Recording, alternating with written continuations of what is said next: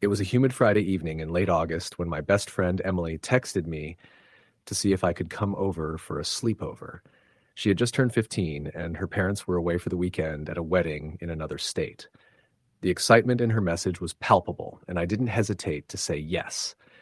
I packed my overnight bag with pajamas, snacks, and my notebook, the one I always carried to record little stories or sketches. By the time I arrived at her house, twilight had draped the neighborhood in long, stretching shadows, and the cicadas' whining filled the humid air. Emily lived in a two-story house at the end of a cul-de-sac. It was quiet, almost unnervingly so, aside from the occasional bark from a dog down the street. When I knocked, she opened the door almost immediately, her face lit with a grin that made her eyes sparkle. She ushered me in quickly, almost too eagerly. The house smelled faintly of vanilla and old wood, the kind of smell that clung to furniture and made you feel like you were stepping into someone else's memories. Her parents' absence was obvious.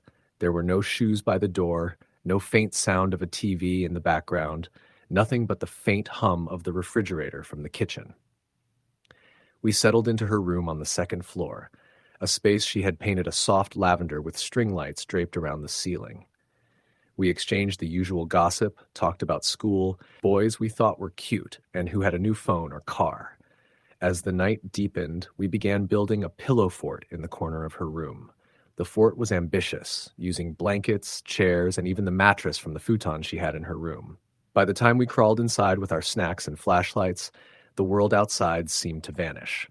All that remained was the small circle of our light and our laughter. Around 11, we started telling ghost stories. Emily insisted that hers were based on true experiences, and I laughed nervously as she recounted stories her older cousins had told her about ghosts that haunted abandoned houses or the old train tracks outside of town.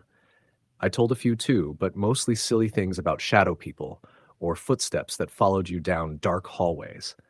As the night wore on, the room felt smaller somehow, the shadows from our fort stretching oddly across the walls. I remember glancing at the closet door, thinking for a split second that it seemed darker than usual, but I shook it off.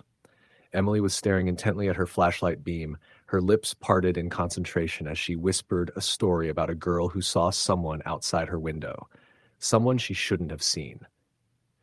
That's when I heard it, the faintest creak from downstairs, like a floorboard groaning under weight. I froze, trying to convince myself it was just the house settling. Emily, of course, thought it was perfect timing for suspense and whispered, "Did you hear that?" I nodded, but my stomach twisted. We were alone in the house. There shouldn't have been anyone else. I tried to laugh, but it sounded hollow. Another creak followed, this one louder and closer, like someone had stepped on the stairs. My breath caught in my throat. Emily shushed me, her eyes wide but excited, as if she wanted me to see the thrill in this moment. "It's probably nothing," she said, but I didn't believe her. The sound continued, slow and deliberate, like someone testing each step.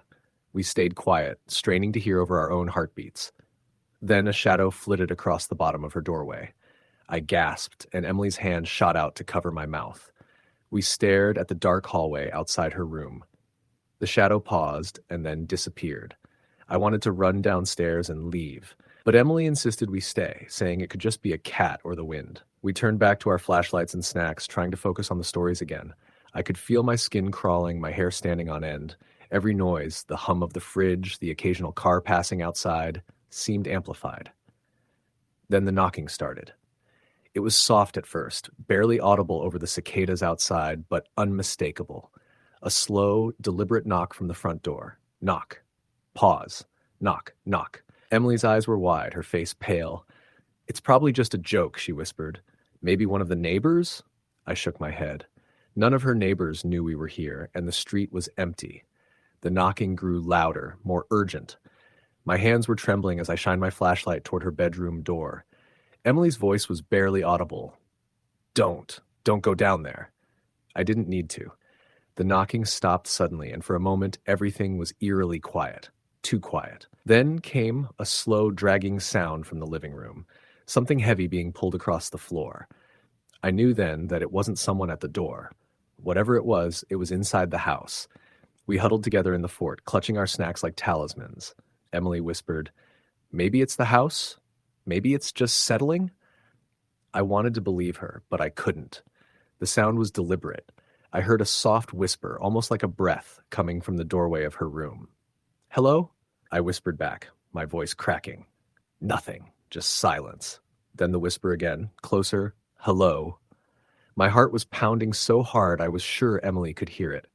The shadows in the corners of her room seemed to move on their own, elongating and twisting as the string lights flickered. Emily squeezed my hand, her nails digging into my skin. She was trying to be brave, but I could see the fear in her eyes. We didn't speak for what felt like hours, though I knew it was only minutes. Then came the sound of slow, deliberate footsteps in her hallway. Not walking normally, shuffling, dragging. My stomach twisted. Whoever or whatever it wasn't human. I whispered to Emily that we needed to call her parents or the police, but she shook her head violently. "They're not coming back until tomorrow. We have to stay here. Quiet." She sounded desperate, convincing herself more than me. The footsteps stopped just outside her door. I could see the shadow stretch across the bottom of the fort, and I felt a coldness that wasn't just fear, it was something else. Something alive. The shadow didn't move. It just stayed there, waiting. Then came a soft, almost childlike giggle, echoing in the hallway. My blood ran cold. We held our breath as the giggle repeated, louder this time. "You can't hide forever," it said, whispering directly outside our fort. My stomach twisted, bile rising in my throat. I wanted to scream, but my voice failed me. Emily grabbed my hand and pulled me deeper into the fort, whispering that it would go away if we stayed silent. But silence didn't work. The giggle turned into laughter, soft but sharp like nails on glass circling the room. It was coming from everywhere and nowhere at once. Then the lights went out. The string lights flickered and died, plunging us into darkness. Total darkness. My flashlight slipped from my hand, and I heard it hit the floor somewhere in the fort. I felt something brush past me, cold and wet, like the touch of a hand that shouldn't exist. Emily screamed, a sharp, raw sound that pierced the silence. I could barely breathe, my ears ringing. Something whispered in our ears. No words, just a hiss, a breath that spoke directly to my fear. Suddenly the lights came back on, but the fort was empty. Emily was gone. I screamed her name, my voice cracking. The room was exactly as it had been, pillows, blankets, snacks, but she wasn't there. I ran to the hallway, my bare feet padding on the wooden floor. Nothing. The house was silent. I ran downstairs, calling her name, searching every corner, but the living room, kitchen, and even the basement were empty. I checked the backyard, the garage, the street, no sign of her. Just me, alone, in the heavy summer air, drenched in sweat and fear. Hours passed. I didn't sleep. I stayed in her room, flashlight in hand, convinced she would appear at any moment. The knocking, the dragging, the whispering never returned, but I knew it hadn't left. I could feel it watching, waiting. When her parents returned the next day, they found me sitting on her bed, clutching her favorite blanket, eyes wide and shaking. Emily was never found. Her room was untouched, as if no one had been there. The police searched, neighbors checked, but there was no trace. No explanation, just a memory, a shadow, and the echo of that giggle. Years later, I still have nightmares. I still see shadows moving at the edge of my vision, hear whispers just beyond comprehension, and I still wake up in the middle of the night, feeling someone or something watching me. Emily's disappearance became a local legend, a cautionary tale about staying alone in houses at night, about listening to the faintest sound, about shadows that move on their own. But for me, it's not a story. It's a memory that lives in my chest, heavy and constant. I sometimes wonder if she's out there somewhere, or if she's part of whatever it was that visited us that night. And sometimes, when the night is silent and the wind presses against the windows, I think I hear her laugh, soft and chilling, echoing from the shadows just outside my room. Story the end. It was a Friday evening in late October when I got the text from Jessica, "Sleepover at my place tonight. You in?" I had been looking forward to a night away from my parents and the endless rules of high school life. Jessica's house was the perfect spot. Her parents were out of town, and she had a basement that doubled as a kind of living room, complete with an old sectional couch, a big TV, and a vintage Nintendo setup. Naturally, I said yes immediately, texting back, "Absolutely. Be there at 7." When I arrived, the streets were already damp from a drizzle earlier in the day. The suburban neighborhood seemed unusually quiet, and I remember thinking it was weird that there weren't kids riding bikes or leaves rustling in the wind, despite the falling October leaves. But I shrugged it off. Teenagers are always early or late anyway. Jessica opened the door, looking like she had already set up everything, a mischievous grin plastered across her face. She was wearing one of those oversized hoodies that made her look like she had just rolled out of bed, which in a way added to the eerie, cozy vibe. "Come on in," she said, and I stepped into the dimly lit house.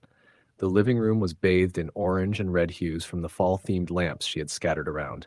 It smelled faintly of pumpkin spice and something slightly musty, like old carpet. Her other friends, Mike and Lila, were already there. They all waved, and I plopped down on the couch next to Jessica, glancing around. Everything seemed normal, but there was this subtle chill in the air that made my skin tingle. I ignored it, thinking it was just my imagination. We started by binge-watching horror movies, ironically, the very thing that would haunt me that night. The basement had a few blankets thrown over chairs, a stack of snacks, and half-empty soda cans scattered across the coffee table. By around 10:30, the movie ended, and we were all lounging lazily. I remember Mike joking about the scariest part of the night being the fact that Jessica's basement had no windows. "If a killer comes, we're trapped," he said, laughing. Lila rolled her eyes, but I felt a twinge of unease. There was just something about the shadows dancing against the walls that felt off.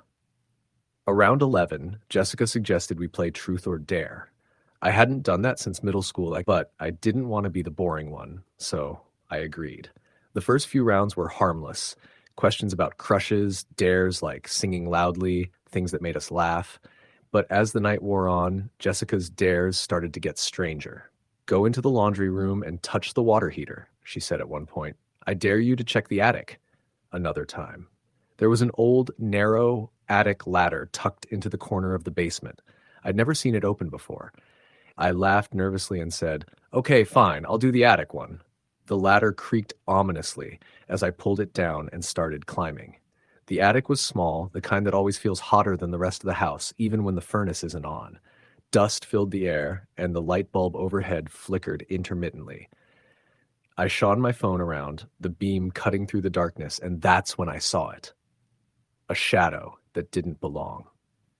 At first, I thought it was Jessica messing with me, but as I moved closer, the shadow didn't react. It was shaped like a person, tall, slightly hunched, and its face was, well, I couldn't see it. It was just a black void. My heart started pounding. "Guys," I called down the ladder, but only Jessica's laughter reached me, light and teasing. "Hurry up. We're waiting." I didn't want to look like a coward, so I climbed back down quickly, trying to act normal. But when I landed, Mike and Lila's faces were pale, and Jessica's grin was a little too wide. "You're pale, dude. You okay?" Mike asked. I nodded, forcing a laugh. "Yeah, just the attic is gross, that's all." The game continued, but the air had changed. There was a weight in the basement, like the darkness was thicker than it should be. Every time I looked at the corner of the room, I felt like something was there, just barely out of sight. At around 1 a.m., we decided to call it quits for the dares and settled in for ghost stories. Jessica had a bunch of old, torn notebooks she called Urban Legends of Our Town. She opened one and started reading about a woman who disappeared in our town in the 80s. They said she used to babysit children, but one night she never came home. Her spirit supposedly roams houses with dim basements, waiting for teenagers to stay over. We all laughed nervously, but pretending not to be freaked out. But when she read the part about her standing in a dark corner, watching the kids play, I froze. Because in the corner behind the couch, I saw movement. I squinted, but it was gone. "Probably just the shadow from the lamp," I muttered, more to convince myself than anyone else. But none of us mentioned it. Not yet. By 2 a.m., we were all lying on the floor with blankets, phones off, trying to fall asleep. That's when the sounds started. At first, it was subtle, scratching, like fingernails against wood. Then it grew louder, coming from the attic. I sat up suddenly, my heart hammering in my chest. "Did you hear that?" I whispered. Mike groaned. "It's probably the house settling. Old houses do that, remember?" But the scratching continued, now accompanied by a low, almost whispering sound. I couldn't make out the words, but it felt like it was calling my name.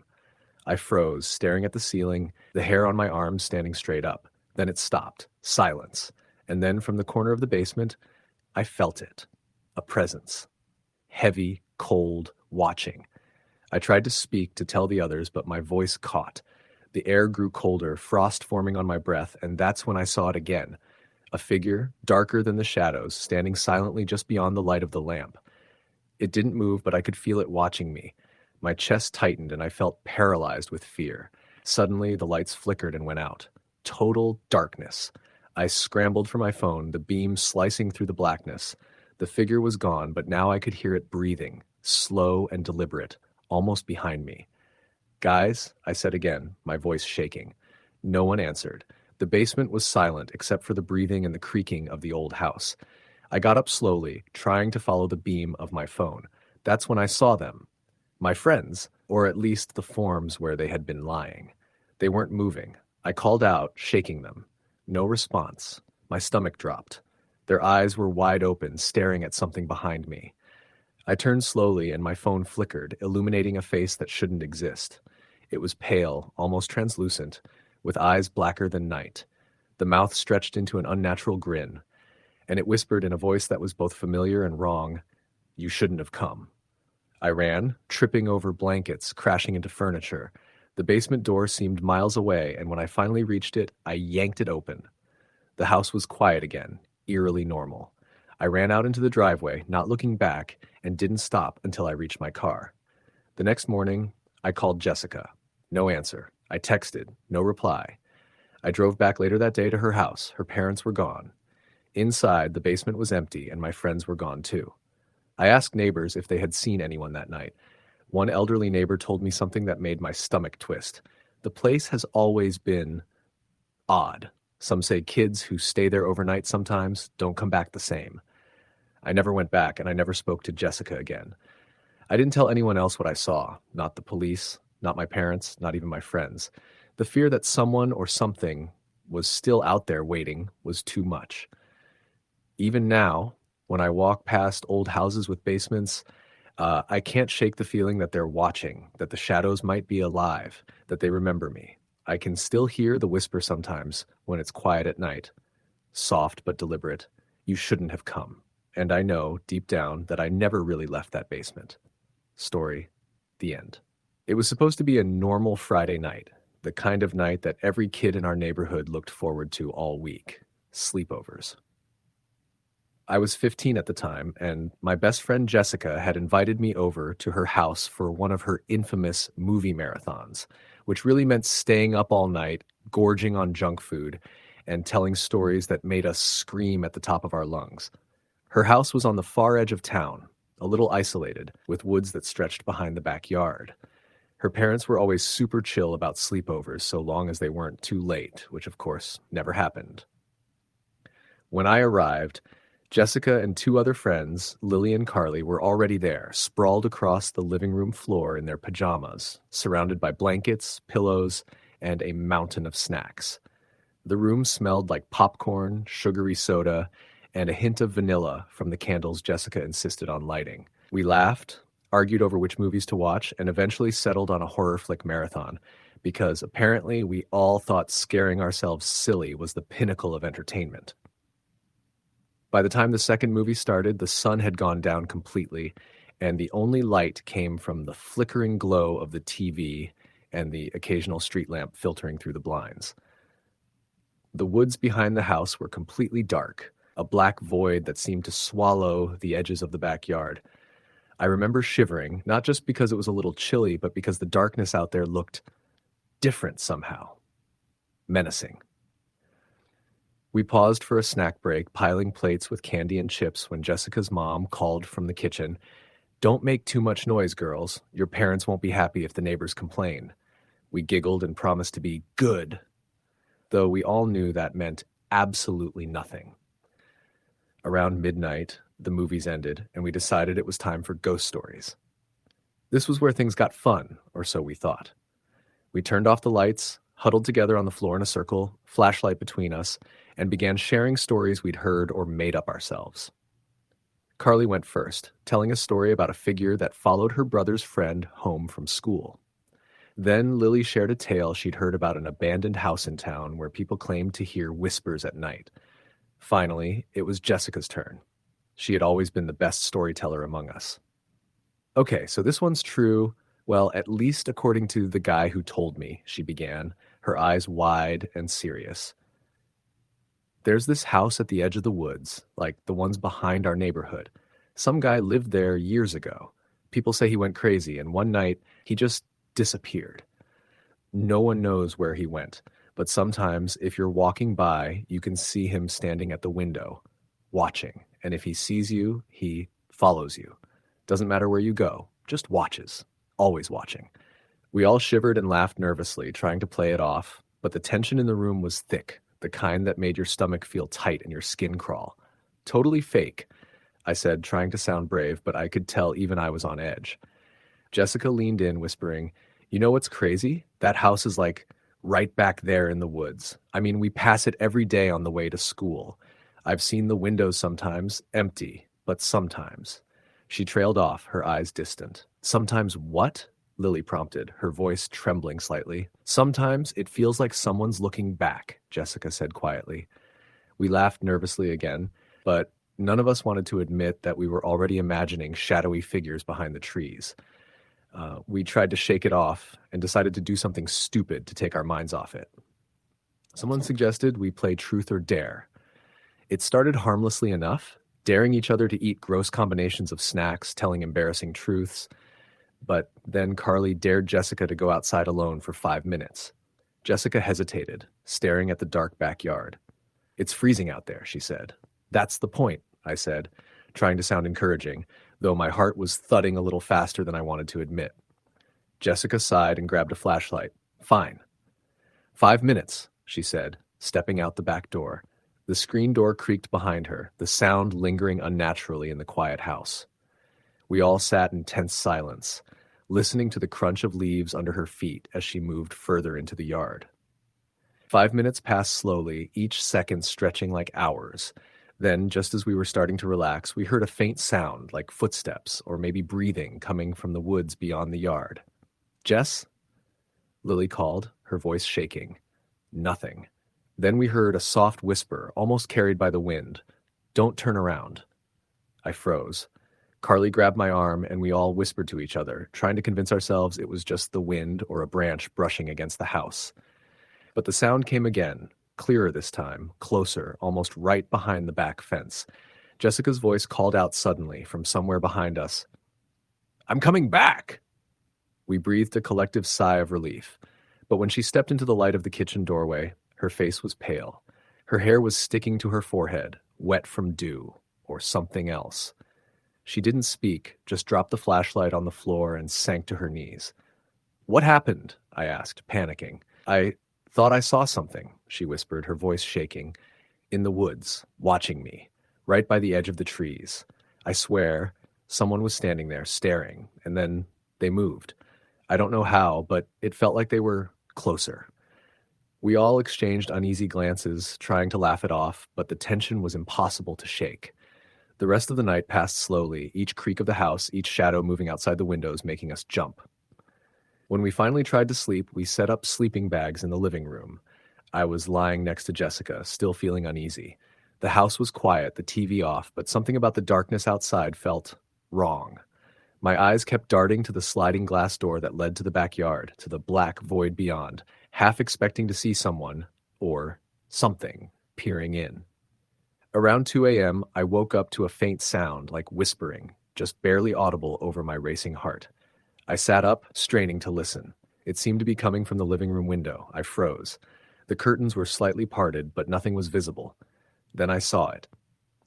A shadow, darker than the night itself, standing just beyond the glass, tall, impossibly still, watching. I couldn't move, couldn't breathe. My body was frozen in place. I tried to whisper to Jessica, but my throat was dry. Slowly, she stirred awake, rubbing her eyes. "What is it?" she murmured. I pointed to the window. "There, look." Her eyes widened, and she sat up too. For a moment, neither of us moved, just staring at the shadow. And then it disappeared, vanishing like it was never there. We woke Lily and Carly, shaking, telling them what we'd seen. They looked skeptical at first until we heard the sound again. Soft, deliberate footsteps moving across the deck outside. "What the hell?" Carly whispered. We grabbed the nearest objects we could find, pillows, a broom, anything, and edged toward the back door.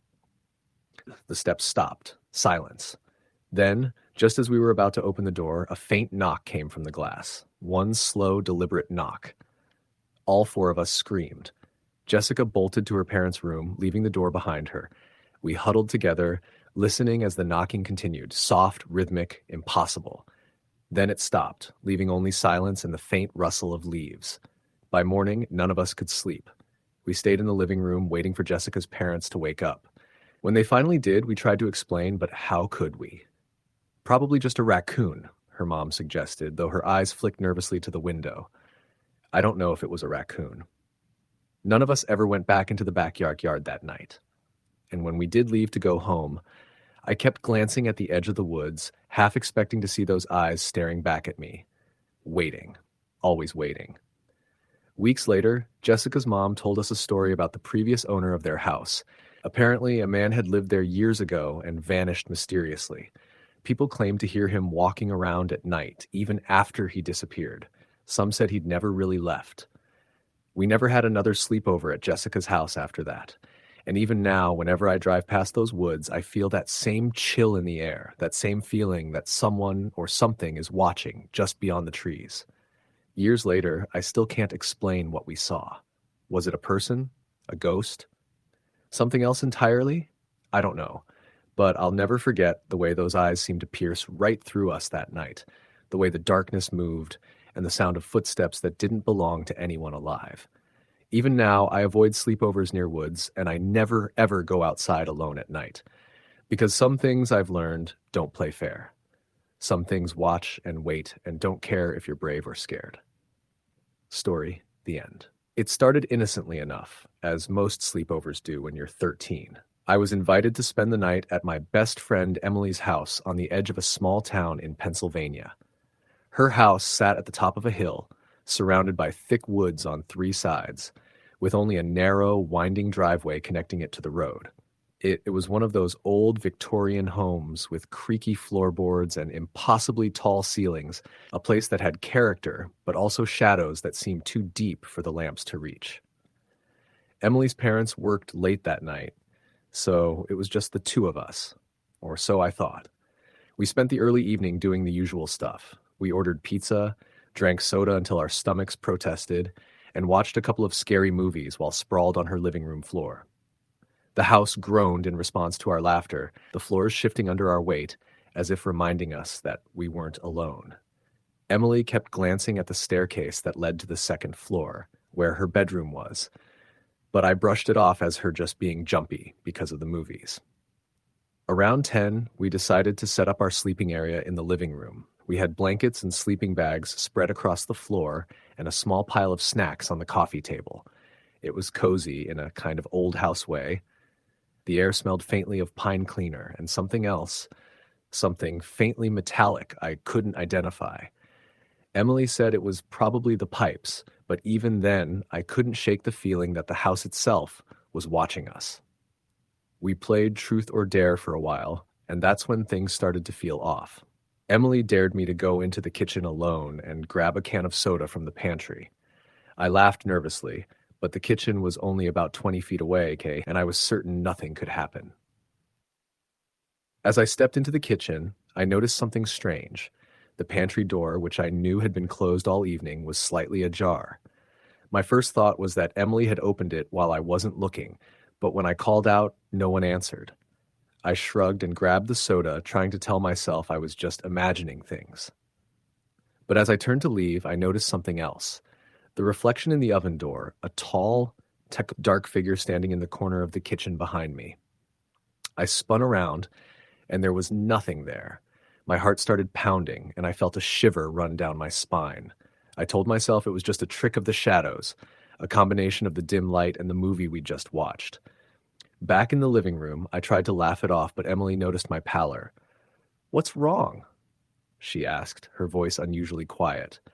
I told her about the pantry and the shadow, and she frowned. "You didn't see it?" she asked. "See what?" I replied, and she hesitated before saying, "I don't know. Sometimes I feel like someone else is here." She quickly laughed it off, but her hand trembled slightly as she reached for her soda. We tried to continue the game, but the mood had shifted. Every creak of the floor made me jump. Every shadow seemed to move just a little too fast, and I could swear I heard faint whispers when no one was speaking. Around midnight, we decided to turn off the lights and tell ghost stories. Emily lit a small candle on the coffee table, and the flickering flame cast long, distorted shadows on the walls. I was telling a story about a woman who haunted an old schoolhouse when I noticed something strange. The reflection of the candlelight on the wall seemed wrong. The shadows didn't match our shapes. One shadow was taller, and its movements didn't align with ours. I froze, staring at it, and Emily noticed too. "Do you see that?" she whispered. We both sat in silence, eyes locked on the dancing shadows, and then, slowly, the tall shadows started moving toward us, not cast from anything we were doing. We screamed and scrambled to grab our blankets, hiding beneath them.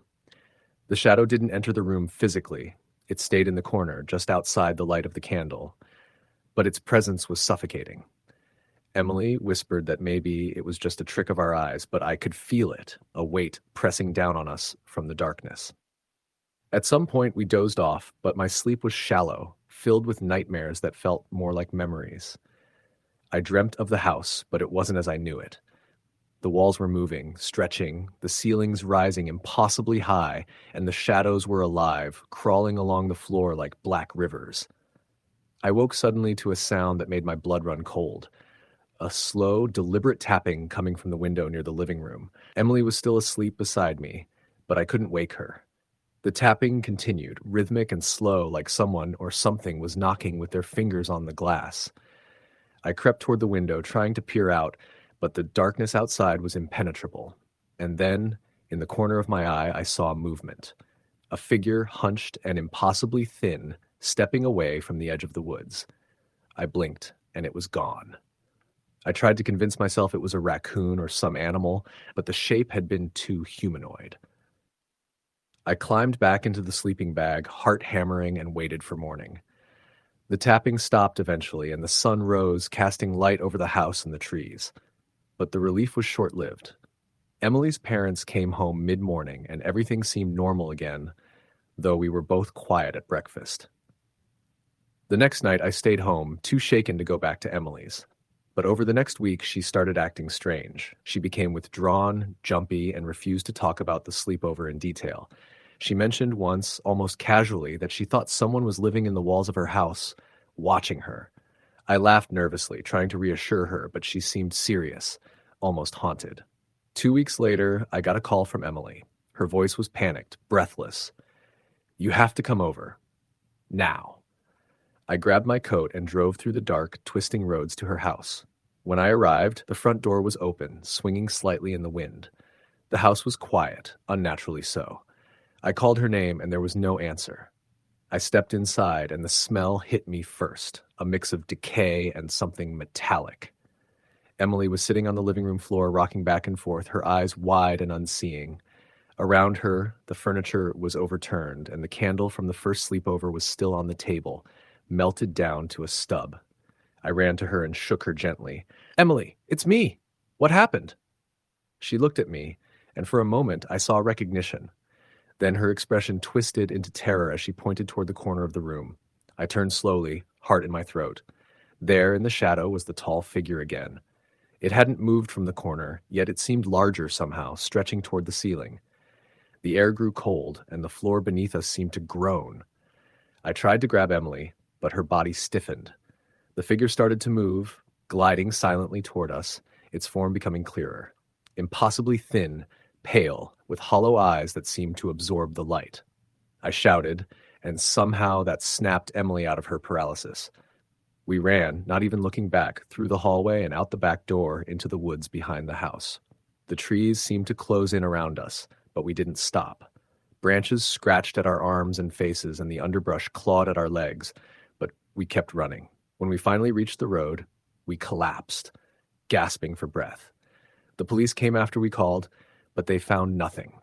No evidence of anyone entering the house, no sign of the shadow, and Emily's parents swore they had been home all night.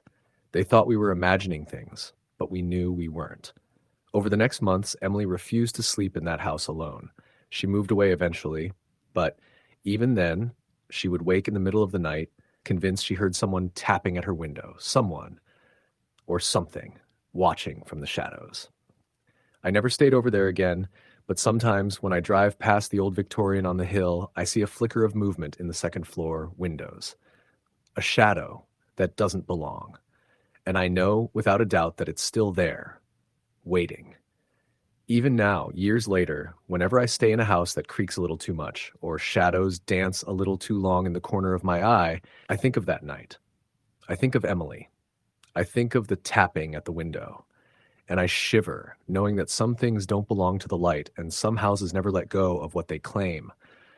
I've told a few friends about it over the years, but no one seems to believe me. They call it imagination, a childhood memory twisted by fear. But I remember every detail.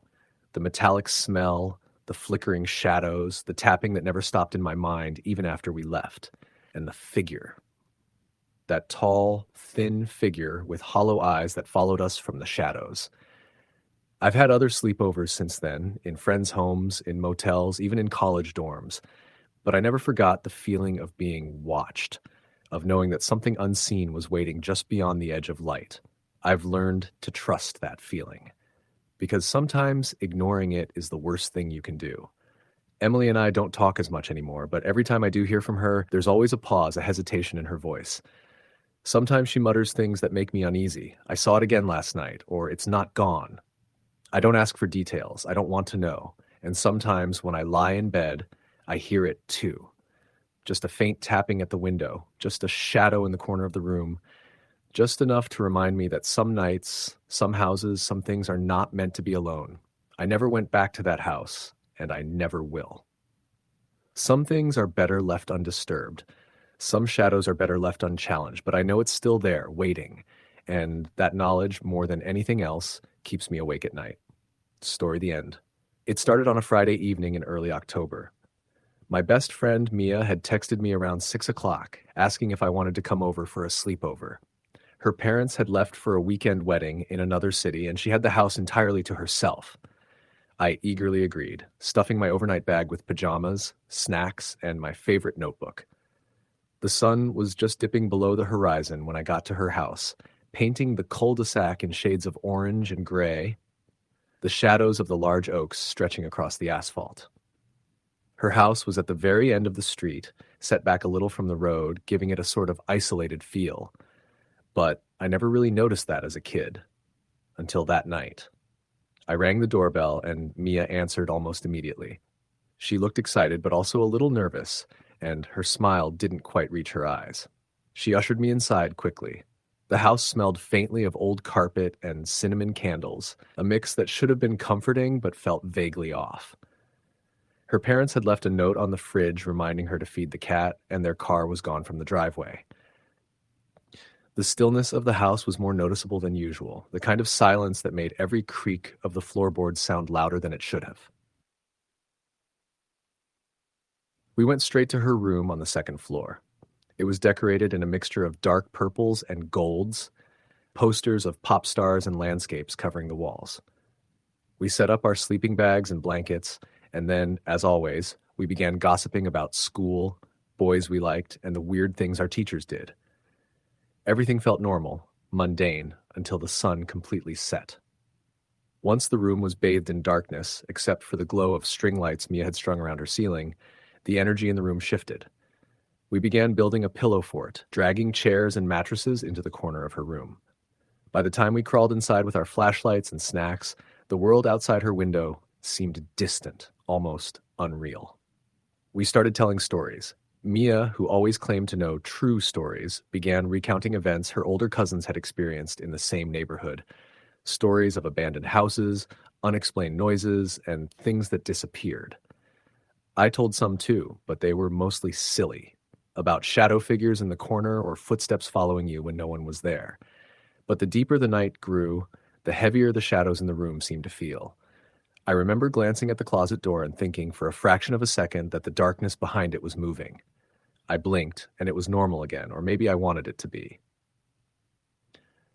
Around 11:30, we heard a faint creak from downstairs. I froze, convinced I had imagined it. Mia, however, whispered that she had heard it too. "It's probably just the house," she said, but her voice trembled. Another creak followed, louder this time, like someone was stepping carefully on the stairs. My stomach churned.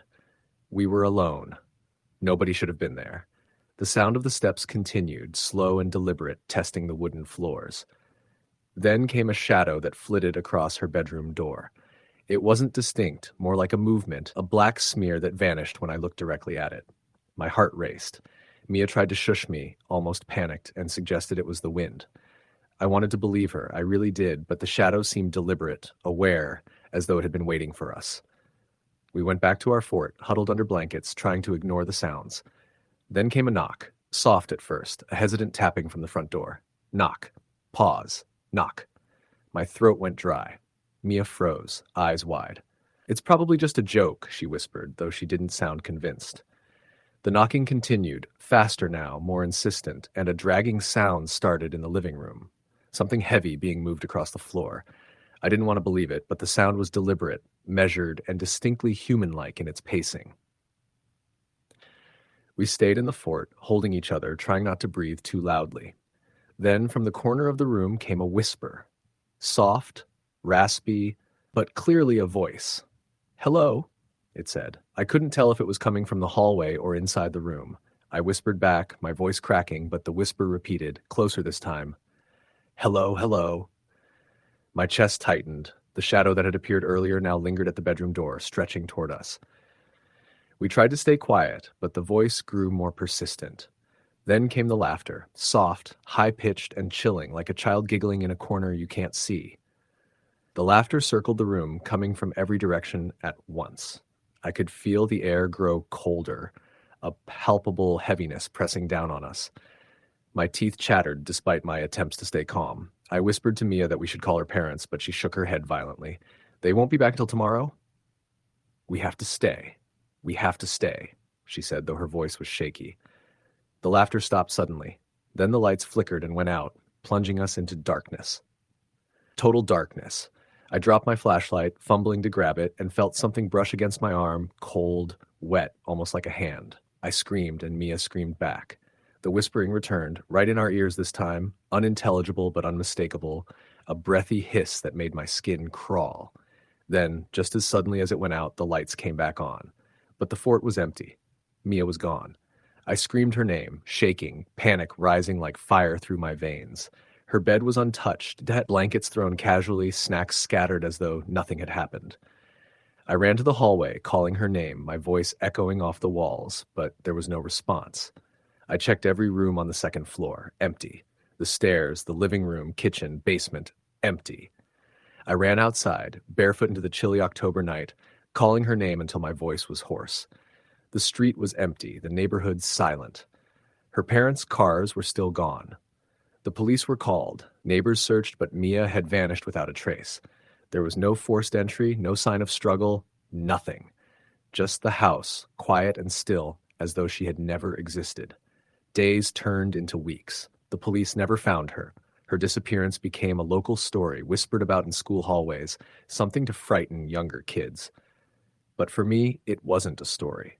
I still dream of that night, of the shadow at the doorway, the laughter, the whispers. I sometimes wake in the middle of the night feeling like someone is in the room, breathing behind me, watching me. My notebook from that night is still in a drawer. The pages are full of scribbles, sketches of shadowy shapes and frantic writing about the laughter and whispers. Years later, I moved away, tried to forget, but it follows me. Every time I stay in a house alone, I feel the same heaviness, the same watching presence. Sometimes late at night, I swear I hear a giggle outside my window, soft and distant, almost like Mia's. And sometimes I wonder if she's still out there somewhere, or if she became part of whatever it was that visited us that night. The memory never fades. It lives in the corners of my vision, in the shadows at the edge of my room, in the coldness that creeps up my spine without warning. Even now, if I'm alone and the house is quiet, I hear faint noises. The dragging of feet, whispers I can't understand, and sometimes, just sometimes, a shadow flits across the edge of my vision. I know it's waiting, patient and deliberate for me to notice, for me to be afraid. And I am, always. Story the end. It started on a rainy Friday evening in early November. The streets were slick with water reflecting the dull yellow glow of streetlights, and the wind whipped dead leaves across the sidewalks. I had been invited to a sleepover at my friend Emily's house. Her parents were out of town for the weekend, leaving her and her older brother's empty bedroom for us to hang out. I was excited at first. It promised a night away from parents with junk food, movies, and laughter. I arrived around 7:30 p.m., and Emily's house looked exactly like it always did. A modest two-story suburban home with peeling paint near the mailbox and wind chimes that clanged in the storm. Emily's mom had left a note on the fridge reminding us to be careful with the heat. But other than that, the house seemed completely normal. Inside, Emily was bustling around the living room with her two younger friends, Sarah and Megan, setting up blankets, pillows, and snacks. "Hey, finally," Emily said, grinning. "You missed dinner, but we saved you some chips." I laughed and dropped my backpack near the couch. The basement light flickered faintly, giving the room a dull, eerie glow. I noticed it but didn't think much of it. By 8 p.m., we were all settled in the basement, which had been converted into a lounge area. Emily's dad had installed a wall-mounted TV and a gaming console. Piles of blankets were scattered around, and the walls were lined with old shelves crammed with books and board games. The room smelled faintly of old carpet and the faint hint of mildew from a previous leak. We started with a horror movie marathon, laughing at the predictable jump scares and sometimes hiding under our blankets when things got too intense. Around 10:30, Emily suggested we play a game she said she found online. Truth or Dare, Extreme Edition. We all agreed, thinking it would be fun and add to the thrill of the night. The first few rounds were harmless, revealing embarrassing stories, silly dares like running around the basement in socks or singing loudly. But as the night progressed, Emily's dares started to get weird. "I dare you to go upstairs and knock on the empty guest bedroom door," Emily said to Sarah. The room had been empty for years. Her parents rarely used it. Sarah laughed nervously, but went upstairs anyway. When she came back, she looked pale. "It's fine," she said, shrugging. "Just quiet." But her voice wavered, and we all noticed. Next, Emily dared Megan to peek into the attic. The attic ladder was tucked away in a corner closet, and Megan hesitated. "Are you serious?" she whispered. Emily nodded, her grin widening in a way that seemed almost unnatural in the dim light. Megan slowly climbed up, disappearing into the darkness. A few minutes passed, then we heard her scream. I jumped up. "Megan," I shouted, running to the ladder. She came tumbling down, face pale, eyes wide. "There's someone up there?" she stammered. We all froze. "Who?" Emily asked, her voice calm but sharp. Megan couldn't answer, only pointing shakily toward the ceiling. I felt a chill run down my spine. My phone's flashlight didn't seem to penetrate the darkness of the attic, but I could feel the movement, the shifting shadow that shouldn't have been there. We tried to rationalize it, wind, the old house settling, but the feeling of being watched was overwhelming. By midnight, we decided to take a break and lie on the floor with blankets, trying to watch a lighter movie. That's when the noises started. At first, it was subtle, a scraping, like furniture being dragged across the floor above. We froze, listening. Then came the faint whispering, soft, almost inaudible. I strained to hear, and it sounded like someone was saying my name. I looked at Emily, but her face was blank. "Do you hear that?" I asked, voice barely above a whisper. She shook her head slowly. Sarah and Megan were staring at the ceiling, frozen. The scratching grew louder, now accompanied by a soft thumping, as if footsteps were pacing slowly above us. The room's temperature dropped suddenly. My breath came out in small clouds, even though the basement heater was running. I reached for my phone, trying to get a better look, but the flashlight flickered and went out. I fumbled, panic rising. When the light returned, I thought I saw a figure standing in the corner of the room, tall, hunched, and dark, with eyes that seemed to glimmer faintly. My heart stopped. "Guys," I whispered. No one moved. The figure didn't move either, but I felt it watching me, studying me, waiting. Then it disappeared. We all tried to laugh it off, but our laughter was forced, hollow. Emily suggested we play a different game, something to distract ourselves, but nothing could erase the feeling of dread. By 2 a.m., we were too scared to move, too scared to sleep, and the noises continued. Soft at first, then growing louder. Then the lights went out completely. Total darkness. We all screamed, scrambling to grab our phones. That's when I heard it clearly for the first time. A whisper, low and deliberate, right behind me. "You shouldn't be here." I spun around, swinging my phone, but there was nothing. The other girls were screaming now, crying, but their voices sounded far away, distorted. I realized then that the house was not empty, not silent. Something else was in the basement with us, something that didn't belong. We tried to leave, but the basement door wouldn't budge. I pulled, pushed, screamed, but it was stuck as if held by some invisible force. Shadows seemed to stretch along the walls, moving in ways that defied logic. One of the blankets shifted, and I swear I saw a hand, pale, long fingers, slip out from underneath it. Emily's voice cut through the chaos, sharp and commanding. "Everyone calm down. Stay together." We huddled, backs to each other, trying to make sense of the impossible. The whispering continued, now more insistent, surrounding us, coming from every direction. "You shouldn't be here. Leave. Leave now." Time became meaningless. Seconds stretched into minutes, minutes into hours. The basement felt like a cage, the walls breathing, the shadows alive. At one point, I dared to glance at the corner again. The figure was back, taller now, its eyes hollow and black. It reached out toward us, slowly, deliberately. In a moment of desperate courage, I grabbed a chair and threw it at the figure. It passed through like smoke, but the air seemed to ripple from the impact. The figure let out a low, inhuman growl, and the temperature dropped even further. I could see my own breath, crystallizing in the air.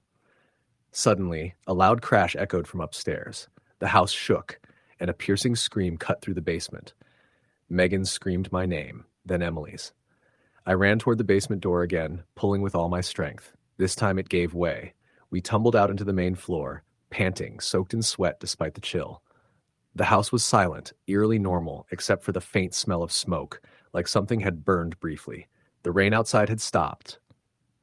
I looked at the living room, but it was empty, untouched. No sign of what had been down there. We ran outside, huddling together, staring at the house. Emily's front door was ajar, swinging gently in the wind. The air was still. The street quiet, too quiet. I don't know how long we stood there, frozen with fear, before we finally decided to leave. None of us spoke about what happened in the car ride home.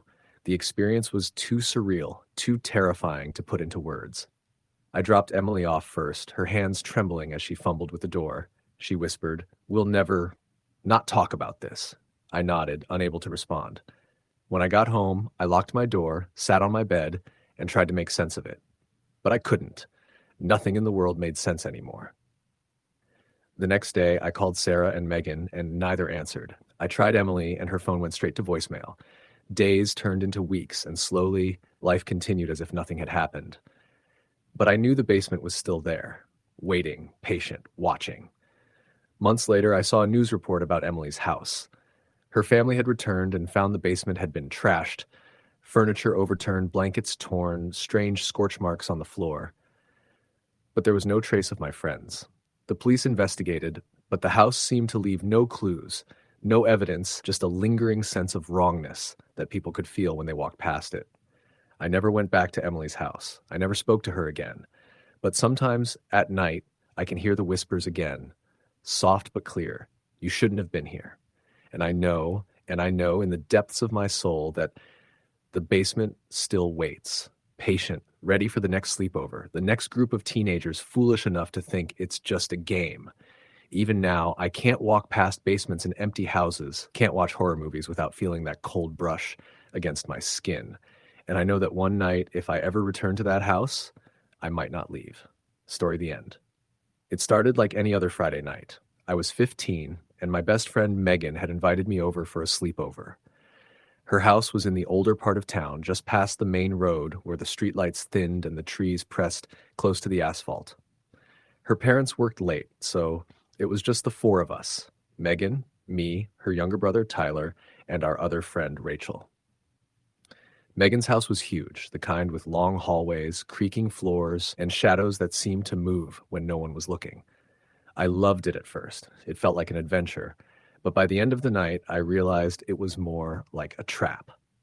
We started in the living room, sprawled across the carpet with snacks piled high around us. Popcorn, candy, and soda were scattered in haphazard piles. Megan had her laptop out, and we were scrolling through lists of true ghost stories, daring each other to read the scariest ones out loud. I remember feeling a thrill, that mix of fear and excitement that comes from being with friends in the dark, thinking nothing could really harm us. The night got darker, not just outside, but inside too. Megan's parents had left the porch light on, but the bulbs flickered weakly, casting uneven shadows across the rooms. Occasionally, a car would pass on the main road, headlights slicing through the living room windows. Everything was normal, or at least it felt normal, until Tyler suggested we tell our own stories instead of reading them. Megan started first, weaving a story about a girl who went to a sleepover in a house just like theirs. The twist was that the house had a hidden room in the basement, a room that wasn't on the blueprints, where someone, or something, watched anyone who slept upstairs. Rachel laughed nervously, but I noticed her hands gripping her knees tightly. Tyler, being the youngest, was squirming under the blanket Megan had draped over his shoulders, his eyes wide and darting toward every dark corner. I told my story next, improvising one about a shadow that could slip through doors and windows, appearing wherever you least expected. As I spoke, I caught movement out of the corner of my eye near the staircase. Megan noticed, too, and paused mid-sentence. For a moment, it was just us staring at the dark hallway, hearts beating faster. Tyler whimpered, hiding under the blanket. "Probably just the wind," Megan said, though I could hear the quiver in her voice. After the stories, we decided to watch a horror movie. Megan's parents had an old projector in the basement, so we set it up there. The basement was musty, the kind of smell that made your nose itch and your skin crawl. Shadows from the single bare bulb danced on the walls as we carried blankets and snacks down the creaking stairs. Tyler went first, holding Megan's hand tightly, and Rachel and I followed, joking about how scared we were, but secretly feeling it in the pit of our stomachs. The movie started, and at first it was fine, but halfway through, we heard it. A soft tapping, almost like fingernails on the wall. At first, I thought it was the pipes, but then Megan froze, whispering, "Did you hear that?" The tapping repeated, slow and deliberate, coming from the far end of the basement near the storage closet. Tyler started shaking, pulling Megan toward the stairs. Rachel whispered, "Maybe it's a raccoon," but the sound didn't move. It stayed in the same spot, rhythmic, like someone was knocking with purpose. I don't know why I did it, but I crept closer, telling myself I was being brave. The closer I got, the colder it felt.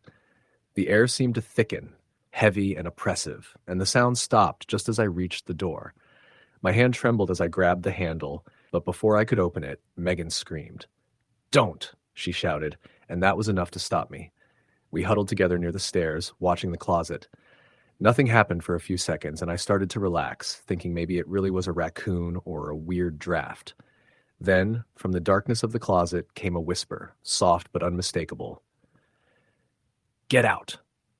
We screamed and bolted up the stairs, tumbling over each other, blankets flying in every direction. Megan's parents weren't home, and the front door was still locked, so we were trapped in the house, breathing heavily, trying to convince ourselves it was just a nightmare. Tyler was crying, Rachel clinging to him, and I could barely speak. We decided to stay in Megan's room for the rest of the night, piling pillows and blankets near the door, pretending to be safe. But every time the house creaked, every time a shadow shifted in the hallway, we froze, hearts hammering. Around 2 a.m., I woke to the sound of whispers again, not from the basement this time, but from the hallway outside Megan's room. I couldn't make out words, just soft, urgent murmurs. I nudged Megan awake, whispering for her to listen. She pressed her ear to the door, then pulled back, pale. "There's something out there," she said, her voice trembling. "It's whispering, calling our names." We stayed huddled in the corner, whispering to each other, too terrified to move. The whispers grew louder, but still soft enough to be just on the edge of hearing, like they were coming from the walls themselves. Then we heard footsteps, slow, deliberate, pacing back and forth outside the door. They weren't Tyler's small steps or ours. They were heavy, measured, and impossible to ignore. The handle rattled once, then again. Megan's eyes were wide with terror, tears streaking her face. "I'm going to check the window," Rachel whispered, but none of us could move. The fear was paralyzing. Then the window slid open with a low creak. I froze, staring at the darkness outside. For a brief moment, I thought I saw a figure standing just beyond the glass. Tall, thin, completely still, watching. We screamed, throwing ourselves against the bed, pulling Tyler close. The figure didn't move. Then, just as suddenly as it appeared, it was gone. The whispers stopped, the footsteps vanished, and the room was eerily silent. We didn't sleep for the rest of the night. At dawn, Megan's parents arrived home, and we ran to them, tears streaming, babbling about whispers and figures and knocking from the basement. Her mom tried to calm us, saying it was probably our imagination, but I could see the worry in her eyes. She didn't know what we had seen, and neither did we. Weeks later, Megan told me something she hadn't mentioned before. The previous owner of the house had disappeared one night. Police found no trace of him, no evidence of a break-in. Locals whispered about him still haunting the house, watching anyone who stayed there, never letting them leave peacefully. I never went to another sleepover at Megan's house. Even now, years later, the memory of that night lingers. I remember the whispers, the figure outside the window, the knocking in the basement. I remember the paralyzing fear, the sense that something in that house was alive, watching, waiting. I avoid old houses, especially ones with basements and long, shadowed hallways. I avoid sleepovers where the lights are dim, where the wind whistles through cracks and gaps. I don't know if it was a ghost, a person, or something else entirely, but I know it was real. I can still hear the whispers sometimes, soft and insistent, just at the edge of hearing, and I know they're waiting for someone to come back. I'll never forget the fear, the terror, and the sense that we weren't alone that night. That sleepover was supposed to be fun, an ordinary Friday night with friends, but it turned into something else entirely, something I'll never explain and will never forget. Even now, when I'm home alone, I check the corners of my room, the windows, the shadows, and sometimes in the quietest moments, I hear it again. The whispers, the soft, deliberate knocks, the feeling of being watched. And I remember that night, that one sleepover, where the darkness wasn't just the absence of light, it was alive. I'll never go back. I'll never forget. Story the end. It was a chilly October evening when I first got the invitation. My best friend, Lauren, called me up around 4 in the afternoon, practically shouting into the phone over her excitement. "You have to come over tonight," she said, her voice bouncing with energy. "It's going to be epic. My parents are out of town, so it's just us. No rules, no curfew." I hesitated for a moment. I was usually a cautious kid, but the thrill of a proper sleepover without adult supervision was too tempting to pass up. "Okay," I said finally. "I'll be there around 7. Lauren's house wasn't far, but it was tucked away at the end of a quiet suburban street. Driving up, I noticed the streetlights seemed sparse, the shadows between them unusually thick, and the wind had picked up, rustling the leaves in a way that made them sound almost like whispers. I tried not to think about it too much. The neighborhood was normal, the houses neatly lined up, and Lauren's home, a 2-story brick house with a wraparound porch, looked inviting enough. When I arrived, Lauren greeted me at the door with a huge grin. She was already holding a pillow and a blanket, which she tossed into my arms. "I brought snacks too," she said, dragging me inside. The house smelled faintly of cinnamon and something else I couldn't identify, like a mixture of cleaning supplies and damp wood. The living room was cozy, lit with a few lamps and the soft glow from the television. We dumped our things in a corner, spreading our sleeping bags across the carpet. We spent the first hour talking and laughing, catching up on school gossip and sharing secrets. The atmosphere was warm, the kind of easy, comfortable friendship that made it feel like nothing bad could happen. Around 8, we decided to watch a horror movie, which Lauren insisted was the scariest one she had. It was an old black and white film, the kind where the shadows are long and the sound of a creaking door sends chills down your spine. As the movie went on, I started to feel a strange tightness in my chest, like someone was pressing down on me from the shadows. I tried to laugh it off, blaming it on the movie, but then I noticed something odd. Every time we laughed or moved, the shadows in the corners of the room didn't behave normally. One corner in particular always seemed darker, thicker, almost watching. I shook my head, telling myself I was imagining things. Halfway through the movie, Lauren paused it suddenly. "Do you hear that?" she whispered. I froze, listening. At first, there was nothing. Then a faint tapping sound came from upstairs. Tap, tap. It was soft, deliberate, like someone lightly drumming their fingers against wood. "It's probably the wind," I said, though my voice sounded shaky even to me. Lauren nodded, but she didn't look convinced. We turned the movie back on, trying to focus, but the sound didn't stop. It kept coming, irregular now, sometimes from the staircase, sometimes from the hallway upstairs. "I'm going to check," Lauren said suddenly. She grabbed a flashlight from the kitchen drawer and tiptoed to the stairs. I followed, though reluctantly, my heart hammering in my chest. The flashlight beam cut through the darkness, illuminating the hallway. It looked normal, perfectly empty. The tapping stopped as soon as we reached the top of the stairs, leaving only the heavy sound of our own breathing. We explored the upstairs, checking each bedroom. Every door we opened revealed nothing but empty rooms, neatly made beds, and the faint smell of dust. Finally, we reached Lauren's room. She closed the door behind us, leaning against it, trying to calm herself. "Maybe it's just the house settling," she suggested. "You know, old houses make noises." I nodded, but I wasn't convinced. We went back downstairs and tried to ignore it. We played a game of truth or dare, keeping our voices loud to drown out the sounds. But as the night deepened, the tapping returned, this time from the living room. It was slower now, almost like deliberate knocks. I could swear I heard a faint scratching accompanying it, a sound that made the hair on my arms stand up. Lauren grabbed my arm. "Maybe it's a ghost," she said quietly, eyes wide. I laughed nervously, though my voice betrayed me. "Yeah, sure," I said. But even as I said it, I couldn't shake the feeling that we were being watched. The shadows seemed to shift, stretching along the walls, growing longer, and moving in ways that defied the light. At some point, we decided to turn off all the lights and use only the flashlight. The beam was narrow, but it gave us a sense of control. We lay on our sleeping bags, huddled together, whispering about everything and nothing. That's when we noticed it.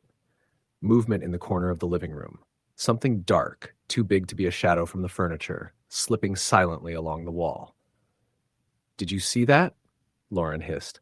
I nodded, heart thudding. The thing paused when we pointed the flashlight at it, then disappeared into the darkness of the hallway. We held our breath, listening. That's when we heard the whisper, a single word, almost inaudible, coming from the shadows. It sounded like someone calling my name. I froze. "Did you hear that?" I whispered. Lauren nodded, shaking slightly. "We need to stay calm," she said. Maybe it's just someone playing a prank." But the voice was too clear, too deliberate to be anyone in the house. We were the only ones there. The rest of the night was a blur of fear and whispered panic. Every time we moved or tried to look around, the shadows seemed to stretch toward us. The taps and whispers continued, sometimes from the stairs, sometimes from the corners of the room. We didn't sleep. Instead, we huddled together, flashlight on, hearts pounding, until the first rays of sunlight crept through the curtains. When Lauren's parents returned later that morning, the house seemed normal again. No signs of anyone entering, no explanation for the noises, no trace of the shadow. We tried to tell them, but they laughed it off, attributing our fear to the movies and lack of sleep. "Old houses make noises," her dad said. "Nothing to worry about." But we knew better. Over the next week, Lauren refused to stay home alone. She stayed with friends or slept in a different part of the house. And every so often, she would whisper to me about the tapping, the shadows, the voice that called my name. I tried to dismiss it, but I could never forget the way the corners of that living room seemed alive, how the darkness moved with a mind of its own. Months later, I learned that the house had a history. Years ago, a man had lived there alone and died under mysterious circumstances. Neighbors reported strange noises, shadows moving in empty rooms, and unexplained taps on windows and doors. Some even claimed to hear whispers calling their names at night. The house had been sold multiple times, but each family experienced odd occurrences that drove them away. Lauren and I never stayed there again. I moved away the following year, and we lost touch for a while. But every so often I would get a text from her in the middle of the night. Just one word, "It's back." And I knew exactly what she meant. Even now, years later, I can't forget that sleepover. The smell of cinnamon and damp wood, the shifting shadows, the taps that came from nowhere, the whisper of my name in the dark. I've stayed in other houses, slept over at friends' places, even in motels, but nothing has ever felt like that night. Nothing has ever felt so alive, so aware, so hungry. I've tried to tell people, but most laugh it off. They call it imagination, fear, teenage hysteria, but I remember every detail. I remember the shadows moving independently, the tapping, the whispering voice, the weight of something unseen pressing down on us. I remember Lauren's face, pale and terrified, as we huddled together in the darkness, praying for the sun. And I remember the last thing I saw before the light came. A shadow in the corner, taller than any human, with eyes that seemed to pierce through me, watching, waiting, patient. I will never forget it. Years later, I still get chills when I think about that night. I avoid old houses, basements, and anything resembling that living room. Sometimes, when I wake in the middle of the night, I swear I hear a faint tap, just one, on my bedroom window. And I know without a doubt that it's still out there, waiting for the next sleepover, the next moment of vulnerability, the next opportunity to be seen. I've learned to live with the fear, to ignore it most of the time. But I will never sleep without a light on again, never step into a house alone, and never forget that some nights, some shadows, and some things are not meant to be disturbed. The memory of that sleepover is burned into my mind, a warning and a curse that follows me everywhere. Lauren and I lost touch after high school, but I sometimes think about her. I wonder if she hears it too, if the shadow has found her again, if it waits in the dark corners of her current home as patiently as it did that night. The thought makes me shiver, but it also keeps me vigilant, because I know one thing for certain. Whatever we experienced that night was real, and it's still out there. Even now, as I write this, I feel it at the edge of my consciousness, that same awareness, that same patience. Some nights, the darkness is too quiet, too still, and I know it's watching, waiting for the moment I let my guard down. And I know without a doubt that it is patient, methodical, and inevitable. I'll never forget that sleepover. I'll never forget the sound of tapping at the window, the whispers that called my name, or the shadow that moved in ways no human could. And I'll never, ever forget the feeling of being completely and utterly watched with no one else in the house but us. Some things are better left in the dark. Some things should never be seen, and some shadows never leave, no matter how bright the light. Story the end. It was a Friday night in late October, the kind of night where the air felt crisp enough to bite, and the streetlights flickered lazily over empty sidewalks. My friends and I, me, Jenna, Tori, and Kyle, had been planning this sleepover for weeks. We were all seniors in high school, and since our parents were out of town for the weekend, it seemed like the perfect opportunity to have an epic night at Jenna's house. Her parents' house was out on the outskirts of town, older than anything else in our suburban neighborhood, with tall, looming trees and a slight creak in the front porch that gave it a certain, haunted vibe. But that was part of the fun, right? We arrived just after dark, our car's headlights cutting through the fog that had started rolling in from the nearby fields. The air smelled of damp leaves and wood smoke from a distant fireplace. As soon as we piled out of the car, Jenna's dog Max, a scruffy little terrier, barked like crazy. He always hated new people in the house, and tonight he seemed extra agitated. "Relax, Max," Jenna said, laughing as she fumbled with her keys. "It's Juss." The front door creaked open, and we spilled into the warmth of her living room, dropping our backpacks on the floor. The house smelled faintly of old wood and something else, something I couldn't quite place, but I shrugged it off. Old houses had smells like that, right? We spent the first hour just talking, messing around with Kyle's phone, taking stupid TikTok videos, and giggling about inside jokes. Then, Tori suggested we play Truth or Dare. Of course, it started normal. Silly dares like eat a spoonful of mustard or do your best chicken dance in the living room. But by the third round, someone had dared Kyle to go into the basement alone for 5 minutes. Jenna's basement was infamous. It was unfinished, dark, and smelled damp, with pipes that groaned like something alive. Everyone groaned, but Kyle, being Kyle, volunteered immediately. He grabbed a flashlight from the wall, and we heard the heavy thump of his steps on the creaky stairs as he descended. We waited, giggling nervously, listening to the occasional echo of his flashlight clanging against something. But then, after about 3 minutes, we heard him scream, a high, terrified scream that froze us all. We bolted to the stairs, and when we got down there, he was standing perfectly still, staring at the far corner of the basement. His face was pale, eyes wide. "What is it?" Jenna asked, but Kyle didn't answer. He just kept pointing. "There, something, it's there," he stammered. I squinted into the dark corner, but I didn't see anything. The beam of his flashlight shook, flicking over cobwebs, old furniture, and stacks of boxes. Nothing. But I could feel it too, a strange, cold sensation crawling over my skin like we weren't supposed to be down there. Kyle's hand was shaking as he clutched the flashlight. I saw someone," he whispered. "A man. No, a figure, standing there, watching me." We didn't want to stay and argue. Jenna grabbed his arm, and we hurried back upstairs, locking the basement door behind us.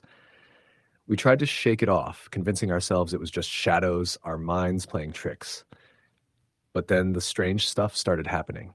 At first, it was small things. Doors closing by themselves, the sound of footsteps when no one was walking, Max barking at walls like he could see something we couldn't. But then it escalated. Around midnight, we were in the living room, sprawled on the couches, watching a horror movie on mute and pretending it was funny, when we heard whispering from the hallway. Not human whispering. Too low, too deliberate. "Did you hear that?" Tori asked, clutching a blanket. We all nodded, frozen. The whispering grew louder, circling the room like it was moving through the walls. Then, just as suddenly as it started, it stopped. Silence. But it wasn't normal silence. It was heavy, almost suffocating. Jenna's parents' bedroom door, which was down the hall, slowly creaked open. None of us moved. Max growled low in his throat, hackles raised. The door stayed open for a long moment, then slammed shut on its own. That's when I noticed the first real proof that something was wrong. One of the family photos, a framed picture of Jenna as a little girl with her parents, was lying face down on the floor. None of us had touched it. The air in the room grew colder, our breaths visible in the dim light. Kyle suggested we all go to bed in Jenna's room. Her parents' room was off limits, thankfully. But as we tried to make our way upstairs, we noticed the staircase felt different, like it stretched longer than it should have. The steps creaked under our weight in ways they hadn't earlier. I swear I heard soft, dragging footsteps behind us, mirroring our own. Every time I turned, no one was there. In Jenna's room, we piled onto the floor with sleeping bags, trying to convince ourselves it was just our imagination. But just as we were starting to doze off, the closet door in the corner of the room slowly opened. We all froze. For a moment, we didn't breathe. Then Max started barking like mad, charging the closet. Whatever it was, it retreated instantly, slamming the door closed as if it had never been open. None of us slept for the next hour. We whispered about what to do, debating whether to leave, but the front door was suddenly locked. No keys anywhere, no one had touched it, yet it was firmly locked.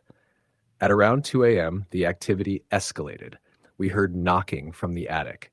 Jenna's house had an old pull-down ladder, and the attic had always been forbidden. But the knocking was rhythmic, almost like someone or something was counting. We crept to the top of the stairs and peeked up. The ladder was down, though we hadn't touched it. From the darkness above, the knocking continued, louder, faster. It sounded deliberate. We heard a voice whisper our names, soft, distant, but unmistakable. Jenna, Kyle, Tori, Alex.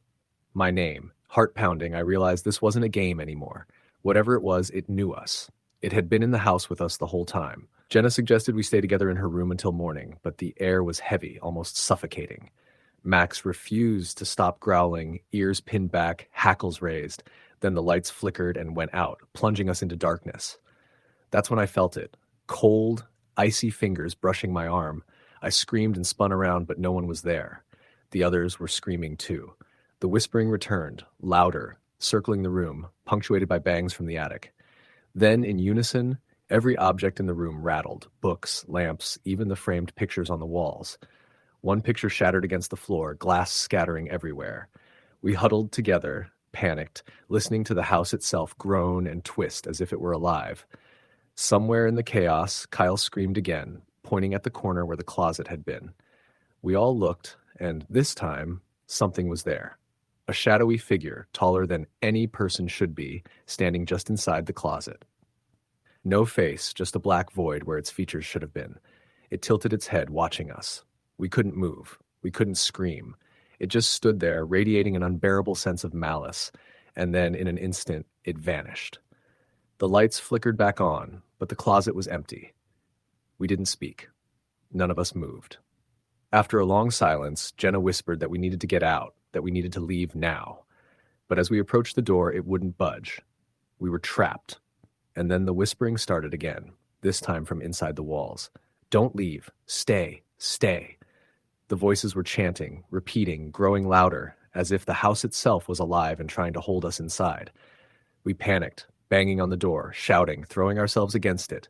But it didn't give. That's when we realized the windows were also sealed shut, as if by an unseen hand. Max was barking furiously, but even he seemed helpless. I remember thinking we were going to die there, that something had claimed the house, claimed us. Then, just as suddenly as it had begun, everything stopped. The house fell silent. The lights stayed on, the doors were unlocked, and the windows could be opened. Max sniffed the air, confused, ears relaxed. We didn't question it. We bolted, screaming into the night, running down the driveway to the car.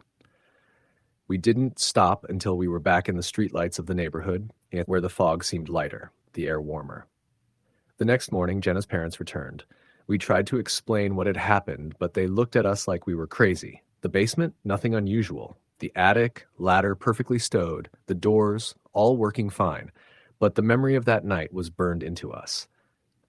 Each of us had our own moments we could never forget. The shadow in the closet, the whispers, the feeling of icy fingers, the house itself trying to trap us. We never spoke about it in detail again, but every time we passed Jenna's street, a chill would run down our spines. None of us returned to her house for years. Even now, months later, when I think about it, I can still hear the whispering. I can still feel that icy brush across my skin. And I know, without a doubt, that whatever it was, it's still there, waiting for the next group of kids who think a sleepover is just harmless fun. Story the end. It was a Friday night in late October when I got the text from my friend Hannah. Sleepover at mine tonight. You in? I had been waiting for a night away from my parents all week. Her house was always a little creepy, especially in the fall. The kind of place with old wooden floors that creak even when no one is walking and shadows that move in ways your eyes can't quite track. But that just made it perfect for a sleepover. I grabbed my bag and headed over. When I arrived, the streetlights were flickering, the wind tossing dry leaves against the sidewalks. Hannah's house was at the end of a quiet cul-de-sac, a 2-story Victorian with peeling white paint and a front porch that sagged in the middle. There was no sign of her parents. They were out of town for the weekend, which meant we had the whole house to ourselves. Inside, Hannah and her friend Lisa were already setting up the living room with blankets, snacks, and a few candles. The smell of pumpkin spice candles mixed with the faint mustiness of an old house. Finally, Hannah said, grinning. We saved you the best spot on the couch. I set my bag down and joined them, feeling the thrill of being in a dark, old house alone. The first few hours were normal enough. We watched movies, joked around, and laughed at stupid things. But as the night wore on, the shadows in the corners of the room seemed to stretch a little longer than they should. Around 10:30, Hannah suggested we play Truth or Dare. I hadn't played in years, but I didn't want to be the boring one, so I agreed. The first few dares were harmless, eating something gross, singing loudly, or telling an embarrassing story. But soon the dares became stranger. I dare you to check the attic, Hannah said, pointing to a narrow door at the top of the stairs. Lisa hesitated, her face pale. Are you serious? She whispered. Hannah nodded, eyes wide with excitement. I'll go, I said, trying to act brave. I climbed the narrow stairs and pulled down the ladder to the attic. The air was thick with dust, and the only light came from my phone. The attic smelled like mildew and something else, something metallic. I scanned the room. There were old boxes stacked against the walls, cobwebs hanging from the beams, and a rocking chair in the corner that seemed to move slightly, though I couldn't see anyone sitting in it. Suddenly I heard a whisper. At first, it was faint, almost like the wind, but then it became clearer, forming words I couldn't quite understand. My heart raced. I wanted to call out to the others, but my voice caught in my throat. I felt like I was being watched, and I could feel the eyes on me even though there was no one there. I ran back down the ladder, my legs shaking. When I reached the bottom, Hannah and Lisa were staring at me, faces pale. "What happened?" Hannah asked. I tried to speak, but the words wouldn't come. The game continued, but the feeling of unease didn't go away. By midnight, we were all lying on blankets trying to watch a less scary movie to calm down. That's when the noises started. At first, it was subtle, a scratching like fingernails against wood, then a soft thumping as if someone was pacing above us. The lights flickered. I tried to tell myself it was just the house settling, but it didn't feel like that. The scratching grew louder, and I could hear the faint sound of breathing. It wasn't coming from any of us. My heart pounded as I realized the sound was moving, circling around us. "Hannah, do you hear that?" I whispered.